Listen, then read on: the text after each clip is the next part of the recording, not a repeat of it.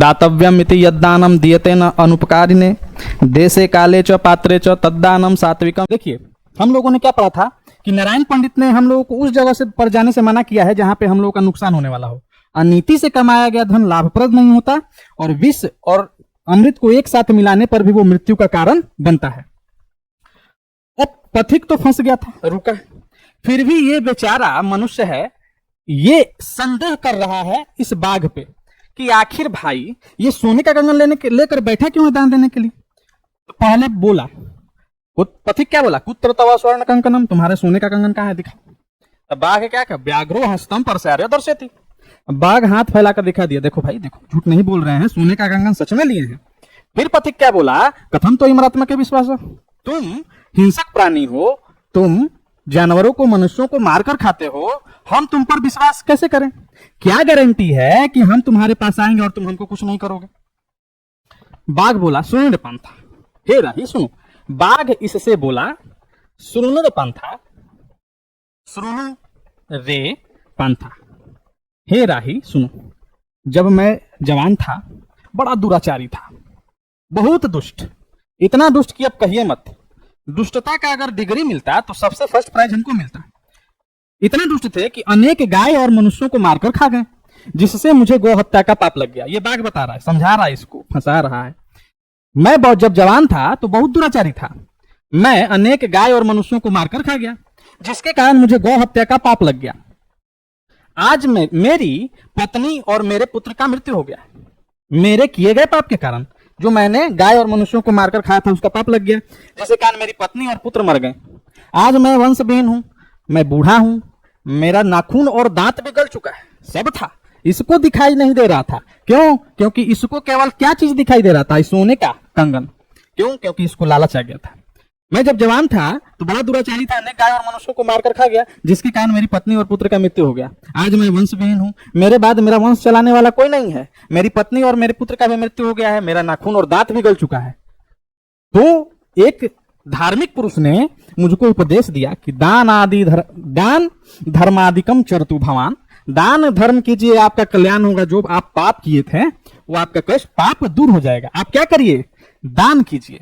मैंने शास्त्रों का अध्ययन भी किया है, देखिए क्या कह रहा है, मैंने शास्त्रों का अध्ययन भी किया है, इसलिए मैं नहा धोआ के कुश हाथ में लेकर तिलक चंदन लगाकर सोने का कंगन दान देने के लिए बैठा हूं।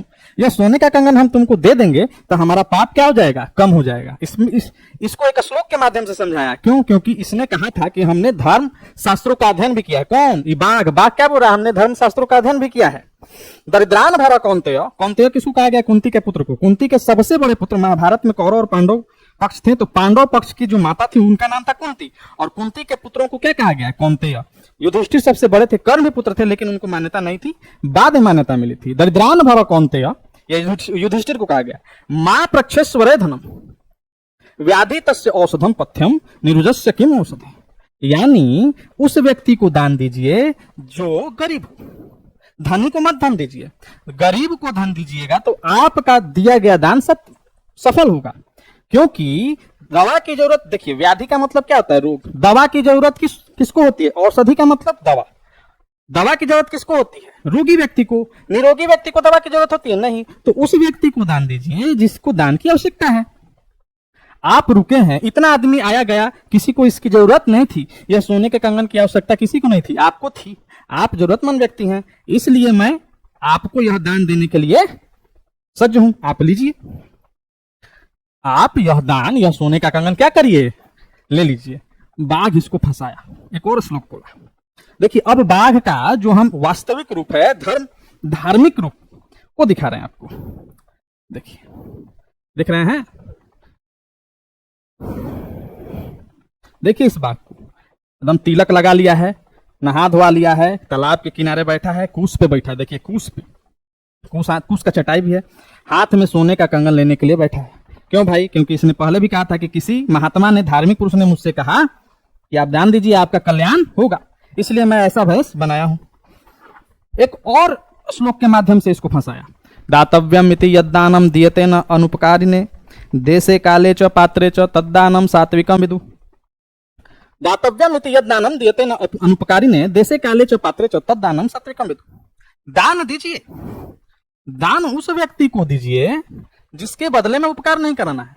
दान उस व्यक्ति, सात्विक दान, यहां पे डिफिनेशन है सात्विक दान क्या है, किस प्रकार का दान सात्विक होता है, सात्विक दान क्या है, क्या बोले श्लोक में, दातव्यम यदि यद्दानम दीयते न अनुपकारिणे देशे काले च पात्रे च तद्दानम सात्विकम विदु।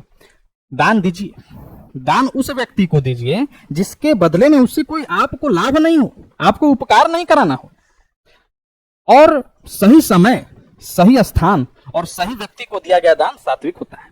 हम आज आप, कोई बघवा बोल रहा है पथिक से बोल रहा है, बघवा पथिक से बोल रहा है कि अगर हम आज आपको सोने का कंगन दे देंगे तो फिर थोड़े खोजेंगे, या इधर आओ इधर आओ, तुमसे हमको काम है, सोने का कंगन तुमको दिए थे, नहीं, आज हम दे दिए तो हम भूल जाएंगे कि हमने तुमको सोने का कंगन भी दिया था, कभी भूल जाएंगे। और यह स्थान भी सही है, सही स्थान है, क्योंकि तुम्हारा हमारा भेंट हो गया है, सही स्थान है, सही समय है, सही समय पर ही भेंट हुआ है। हम दान देने के लिए बैठे हैं और तुम दान लेने के लिए बैठे हो, और तुम व्यक्ति भी सही हो, सही पात्र या व्यक्ति। हमारा काम हो गया, अगर हम तुमको दान देंगे तो हमारा दान सात्विक कहला जाएगा, सच्चा कहला जाएगा। इसलिए तुम भाई, अब तुम सोने का कंगन क्या करो, ले लो। इतना जब बात सुना पथिक तो उसके मन में लालच आ गया, वो बोला दो सोने का कंगन। तो ये बाघ बोला नहीं, ये एक अच्छा काम हो रहा है, तुम क्या करो, एक और है। देखिए इसमें बताया गया सात्विक दान क्या है, सही समय, सही स्थान और सही पात्र को दिया गया दान सात्विक होता है। Charity should be given at the right place and time and to the worthy person expecting nothing in return. Return में हमको कुछ नहीं चाहिए, हम तुमको दे दिए, बात क्या बोल रहा है, हम तुमको दे दिए तो दे दिए। यहां पे देखिए इसका प्रयोग कौन्तेय के लिए किया गया है, इसका प्रयोग किसके लिए किया गया है, कौन्तेय के लिए, युधिष्ठिर, इनको ही युधिष्ठिर आप मान सकते हैं, सॉरी युधिष्ठिर यहां लिख देते हैं। इतना बात जब हुआ तो पथिक को विश्वास हो गया कि यह जो बाघ है ये एक सदाचारी धार्मिक है, यह हमको कुछ नहीं करेगा। बोला कि 2 सोने का कंगन, पथिक क्या बोला, 2 सोने का कंगन। तो बाघ बोला देखो वहां पे एक और तालाब है, वहां पे जाओ और नहा कराओ ना, ये क्योंकि यह शुभ काम हो रहा है, नहा कराओगे ना तो हम तुमको सोने का कंगन दे देंगे, जाओ नहाने में क्या दिक्कत है तुमको। ये पथिक गया सोने के कंगन के लालच में, एकदम पगलाया था कि अब सोने का कंगन मिलेगा, हमारा जीवन सुधर जाएगा। ये गया हवाईले जाके कूद गया, वो तालाब नहीं था, वो दलदल था, ठीक है। इस सब प्लानिंग कौन बनाया था, बाघावा, इस सब प्लानिंग कौन बनाया था, बाघावा। बाघ क्या बोल रहा है, अह महापंके निमग्नो अस्ति, अह बाघावा दूर से देख रहा है, दूर से क्या कर रहा है, इसको देख रहा है। बाघ बोला, बाघ क्या बोला, ओहो महापंके निमग्नो अस्ति, कीचड़ में फंस गया है, आ रहा है निकालने, गया धीरे धीरे, सनई सनई मतलब धीरे धीरे, सनई सनई का मतलब क्या होता है, सनई सनई का मतलब धीरे धीरे, धीरे धीरे गया और इसको पकड़ लिया। क्या किया, पकड़ लिया, इसको पकड़ लिया, इसके बाल से पकड़ लिया। ये बेचारा सोच रहा है काहे ला हम फेरा में पड़ गए, ना इसके पास रुकते ना हमारे जान का खतरा होता। देखिए इसको बाघ आया है धीरे धीरे, देखिए कितना कुटिल इसका चेहरा है, धूर्त है, धोखा में, पथिक इसके धोखा में आ गया। धोखा में क्या है, अपने जान का दुश्मन खुद बना है। अब देखिए ये पथिक आया, इसको बाघ आया और इसको पकड़ लिया, अब इसको मार के खाएगा। तो इसलिए नारायण पंडित कहे हैं कि हम लोगों को लालच नहीं करना चाहिए। एक श्लोक के माध्यम से यहां पे समझाया गया है, देखिए एक श्लोक के माध्यम से समझाया गया है। देखिए छोटा सा टॉपिक है और थोड़ा सा एक और टॉपिक है इसमें, उसको हम बता देंगे इसके नेक्स्ट वीडियो में, और वो अपलोड होगा परसों। आज के लिए इतना ही। आप लोग स्वस्थ रहें, मस्त रहें। इसी के साथ हम विदा लेते हैं, फिर मिलेंगे आप लोग से नेक्स्ट वीडियो में।